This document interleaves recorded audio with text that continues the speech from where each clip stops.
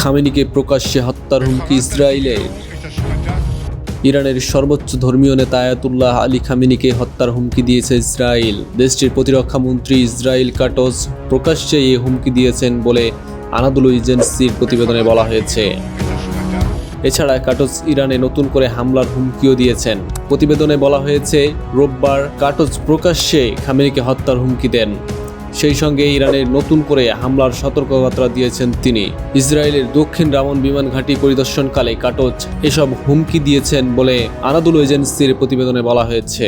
Israeli প্রতিরক্ষা মন্ত্রী বলেছেন, আমি স্বৈরাচারী খামেনিকে স্পষ্ট বার্তা দিতে চাই যে ইসরায়েলকে হুমকি দেওয়া চালিয়ে যান, তাহলে আমাদের দীর্ঘ হাত আবারও তেহরানে পৌঁছাবে। কাটজ কড়া বার্তা দিয়ে বলেছেন, আগের চেয়েও আরও বেশি শক্তি নিয়ে হামলা হবে এবং এবার ব্যক্তিগতভাবে আপনিও লক্ষ্যবস্তু হবেন। তবে ইসরায়েলের এসব হুমকি বার্তায় এখন পর্যন্ত কোনো মন্তব্য করেনি ইরান।